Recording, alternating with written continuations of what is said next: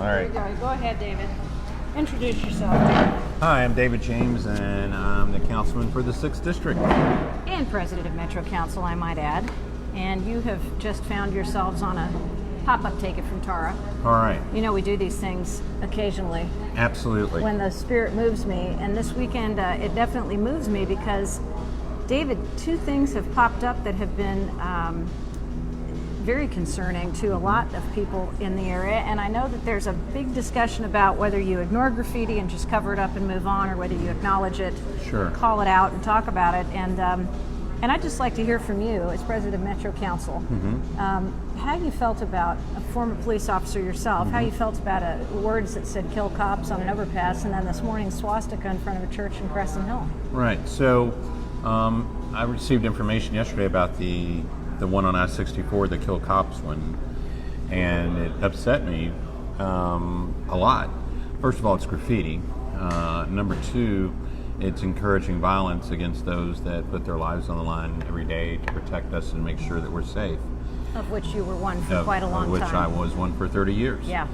And so it upset me greatly, and that's why I put out a statement saying that it's great to live in America and have freedom of speech, but speaking out loud about killing those, or killing anyone actually, but especially those that are trying to protect us and keep us safe every day, is unacceptable speech in that way. Well, that's where the line stops with free speech and becomes hate speech. Exactly. And no one condones hate speech. Exactly. Except the people who write it. That's true. You're right. But the thing I think that has really hit a nerve for people, and that was on an overpass, the Seneca Drive overpass over 64. This is not new news to people who live in this city. Right. People in the West End are inundated with graffiti. That's correct. With hate speech, with profanity, with everything else that's imaginable. So, Mark Gunn and Jason Ashley Alexander would be sitting here saying, there's nothing new here. Right. It is new to people who live in quiet little cul-de-sacs in the East End, especially in front of a church. Right. And that was from today. At least I believe it happened maybe overnight. I'm not sure. Probably. Oh, Gary sneeze. It Sorry. came out, well, talk while you sneeze. It came out this morning. Actually, my friend John was one of the first people to see it on his early morning walk with his dog Bandit, and he took the original picture of the swastika. There we go. And 4 letters of the president's name, which was in a different color paint and probably really didn't have anything to do with it. The fact is, it was a swastika that was important. Police were called. LMPD responded immediately, as they always do when I've been involved. Absolutely. And the police officer took a can of spray paint out of his car and made it into a square. Right. To diffuse it. Correct.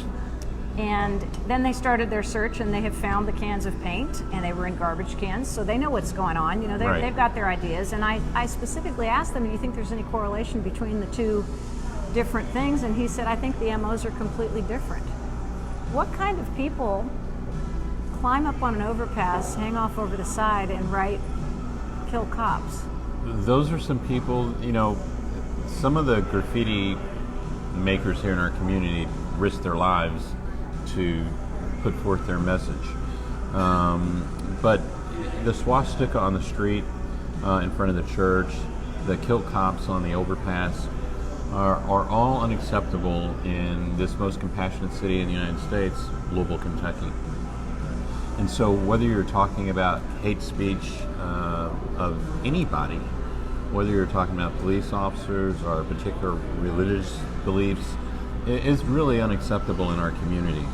And I would call upon us all to have conversations with each other, to have a holistic communication with each other about what we consider to be acceptable and unacceptable, and what we stand for and what we don't stand for. Because if we don't say anything at all, I think you're saying that it's okay. Well, you just said what Angelia Schwartz-Coleman said. As long as we have politicians that aren't condemning hate, they're basically giving it a green light in the haters' minds. Exactly. Our country has gone back 50 years. This is not the country that I grew up in. Frankly, I'm ashamed of it. It's a good point. Yeah. Thank you for making it public. Well, thank you. There is a discussion, though, about the fact that, people say, and we all know this because everybody who has property has had to deal with graffiti at some point, and a lot of people say, paint it over or clean it off and ignore it and go on. And the quicker you paint it over, the less likely it is that it'll come back. This is slightly different. It is. So talk about that. I do believe in the concept or theory that if you paint it over, it takes away from its impact and encourages them not to paint there again. I do believe that. But I also believe that we have to talk about it. Yeah. Because if we don't talk about it, then it didn't happen. And if we pretend it didn't happen, we find ourselves one day waking up saying what happened. Yeah. And so we have to talk about it in order to ensure that we don't have that day. And even though it's uncomfortable to discuss, I think we should. And we grow from that.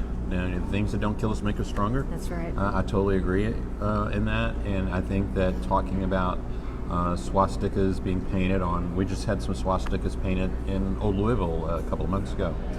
And, I was talking about that. It's not acceptable. And I know that our city is much better than that. And there are a very, very minute, small number of people that are carrying on that speech and that activity.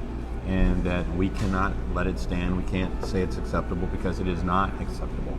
Well, Michelle Lawson says, thank you for going live to talk about this. This is very disturbing to me. I'm glad it's being discussed. And she said, thank you for your service, sir. Well, thank you. Comments, those are cowardly acts. They are. Oh, can we stop so much hatred? Bless you. I mean, these are strong comments. We've got a lot of folks who've tuned in to watch this afternoon. I appreciate all of you. Little pop-up taken from Tara. We're live at Heine Brothers at Eastern Parkway in Preston, which is one of your favorite stops, I think, in the day. It is. I'm sorry. Part of your district. One of the comments you just said, cowardly act. Yeah.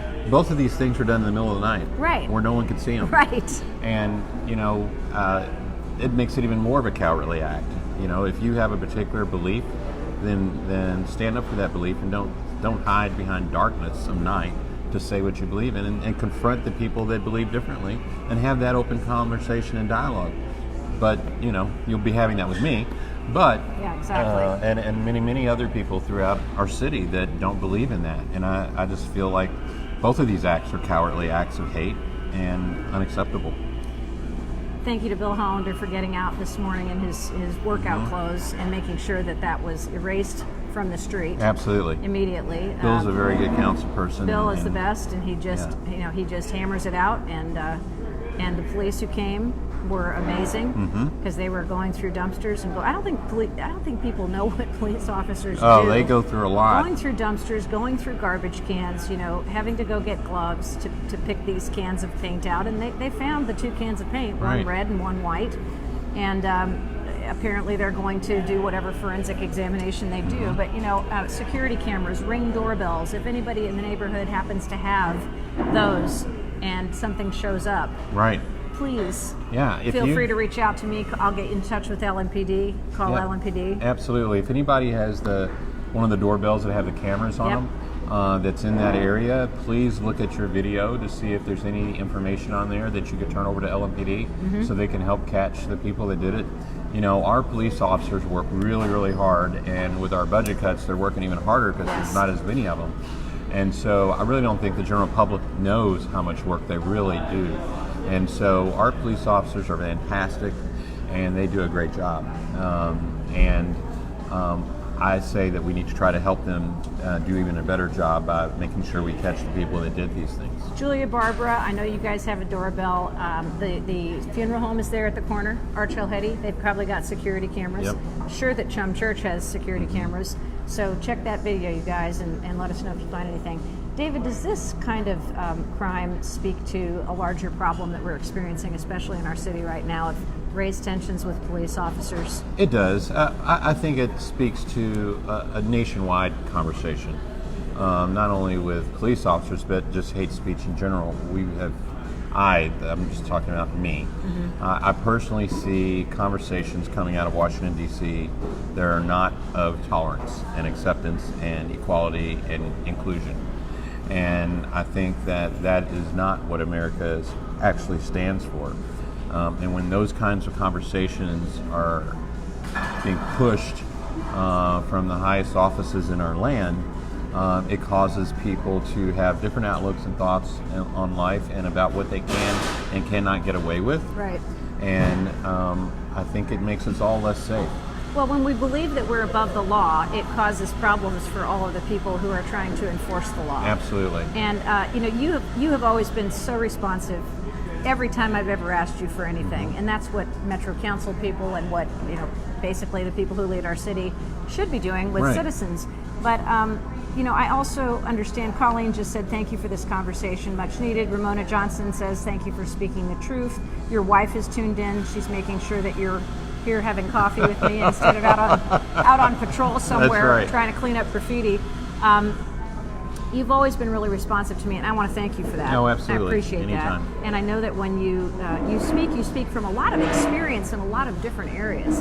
What is the biggest pressure that you're facing right now with the budget cuts in terms of safety in the city of Louisville, and what can we encourage people to do to promote that? I think that everybody nearly needs to know what condition we're actually in. We are losing police officers every single week to other agencies that pay much better than we do because of the pension changes that have taken place in Frankfurt. Those are some financial pressures on us and our city that are immeasurable. I don't know if people realize that we at Metro Corrections are spending about 14,000 hours of overtime every single month just to fill slots because we have so many vacancies, because we pay our Metro Corrections officers so little. It's better for them to go work at Amazon or UPS or someplace else where they're not putting their lives at risk. Except for that one guy. Yes. yes. That one guy. That one guy. He's getting way too much money. Yeah. But yes. We are EMS, same thing. Yeah. And so our public safety, because of the budget pressures, are extreme. Yeah. And we are less safe today than we were, 3 months ago. And so it's important that we work really hard to try and find solutions to our financial situation. Even if you talk about the animal shelter, all of those things have been severely impacted. And if they're impacted, that means we're all impacted. And you know how that affects me. Absolutely. That's why I brought it up. And all my people. Good Lord. And Ozzy, of course, has been promoted now. Yes. So he's taking on a second position of authority. He has. And Ozzy's taken that on with both hands and both feet. And I'm City Safety Director, by the way. City Safety, I'm sorry. That's okay. We just assume everybody knows what we're talking about because we talk about it so much. Yeah. But, that's a big concern, too, because, being in charge of so many different areas, what's the plan for Metro Animal Services? He can't continue to do it all the time. Exactly. So He can't do both jobs all the time. So my biggest job right now as the president of the council is right now I'm traveling around the state, talking to other cities in similar situations because of the pension crisis. As we prepare to go to Frankfurt in January, ask the state legislature to help us. Good. Because most cities in this state are facing some dire consequences in the next couple of years. You think anybody's going to listen? I've got my fingers crossed. I pray about it every day. Wow. And so we will see how that goes, but we desperately have to do something to make it better. Well, before we get hit again like we did this past time. Correct, and that's coming to us. The train is coming down the tracks very quickly. Yes. Somebody just said, are there political games being played? I heard that being said. That's horrible if it's true. Well, political games are always being played. I think that our lives are political games at this point, regularly. Unfortunately. And as David just said, we're on the tracks and we have to be prepared for the train to hit us, and it just matters how much damage that's going to be done. My goal is that the damage that we don't have to have any more damage, but we don't know that yet. The legislature will control how that happens. Locally here, we have some ideas to try and help with it, but it won't cover the gap that we have. So, can we go back to the police for a minute? Sure. You've already spoken publicly about it, but I'll go ahead and let you reiterate your thoughts on it again. Mm-hmm. What about morale? Morale in the police department is the lowest I've ever seen it. As I said, I've been a police officer for 30 years. 30 years. I have never, ever seen the morale in the police department this low. And is it my responsibility as a police officer to come to work and maintain my own morale? It is your responsibility to come to work and maintain yourself. But it is the police chief's responsibility, partial responsibility, to ensure that morale in the police department is good, or is as good as it can be, and that it is your responsibility. And to say that out loud, And as you know, Chief Conrad did not say that out loud. He said just the opposite. And as the leader of any agency, any leader, any leadership school you go to, any leadership training, they will all tell you that. And so to say that there's not a morale problem like the mayor just said last week is absolutely not accurate. And so the police department, the police officers in particular, they are dedicated to the jobs they do. But when we have police that enter the recruit school and have to leave after a few weeks because they can't afford to make their house payment, that affects morale. Absolutely. When police officers don't feel like they're being supported by the chief and the administration, that affects their morale. And so those are all things that add up to how things go. It doesn't matter if you work for Honey Brothers or wherever it is, wherever you are, or Yum, the person at the top matters. And if they don't think that it matters that they treat their people well, if they don't think it matters that you try to maintain the highest level of morale in your agency, because when police officers' morale is at the lowest, that means if they have a really bad day and they encounter you or I, then we may not have a good experience, right? It's a big trickle down. It's a big trickle down, absolutely. All the way from the top of the department to the very most basic contact with citizenry. Absolutely. So FOP says funds for new recruits are available, which conflicts with the mayor's statements, and meanwhile communities are left short of coverage. So there is some money. We budgeted for X number of police officers. Obviously, we don't have those officers because they're leaving. They're dropping out. Mm-hmm. And so is it possible that we can, or that the mayor could start a new recruit class? I think he can. But we as the Metro Council don't have the power to make him do that. And so those are going to be discussions that we have going forward. We have a noticeably increased presence of individuals experiencing homelessness in the districts outside of downtown. And I know this is something that has affected you personally. I know you've been out on serves. I know you've had extensive conversations with many of us in homeless outreach. And, people are starting to get the same feeling about individuals experiencing homelessness as has been directed toward other vulnerable populations. Right. And it's really concerning me because we're starting to see, I saw wanted posters going up on Frankfurt Avenue for one gentleman that frequents Frankfurt Avenue with a list of things that may or may not have been true and a beware this guy kind of feel. Right. Which is terrible because that could incite violence against him out of just sheer fear and lack of information. So what steps are being taken? I know that $1 million was just released, which I think is old money, but I could be wrong. That's new money. Is it new money? To benefit? It was in the budget. We put it in the budget. It was in the budget, right. Yes. So it could be, said that this is going to benefit and impact the assistance that the city is hopefully going to be providing to our homeless community. So do you have any long-term solutions in mind, David? So as they say, the devil's in the details. So we'll be looking to hear from the administration very soon exactly how they're going to spend that $1 million to help homelessness. But it's not, I don't want anyone to believe that with $1 million we're going to solve homelessness. That is not going to happen. Homelessness is a very, very complicated issue. Some of it is related to mental health. Some of it is related to a series of bad things that happen to you in life. A lot of it was substance use disorder. Substance abuse disorder, all housing issues.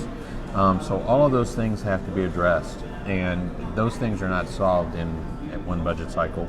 I just left San Francisco, California, where they have 134,000 homeless people. Unbelievable. So what I believe will happen is that minds will come together. I know that U of L just released a homelessness study last week, I believe it was, and I just received it, so I'm going to be reading that. I just sent it to the council for us to all read and think about, and we're going to be trying to find best practices and solutions to try and get us there, but it's not going to be easy because we didn't get this way overnight.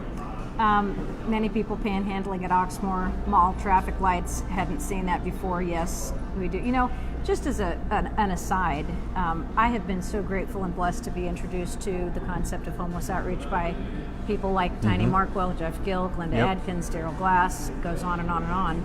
And one of the things that's really helpful to do is, especially on days like this, is pick up a 12-pack of water, carry it in your car, and when you see someone hand it to them. flying a sign, hand them a bottle of water. It's the greatest and simplest gift that you can, and I dispensed 4 of them on the way just from my house to this Honey That's Brothers good. because it's a simple, basic human need that can be met, and you don't have to feel like, oh, should I give them money? Should I not give them money? Right. Should I take them to buy food? Should we go to Taco Bell? No. Yeah, but you hand them anyway. water, you've helped. Yeah. And I get a lot of variety of comments about homelessness, and a lot of people say, well, we should lock them up, and then What are we going to do then? Yeah, exactly.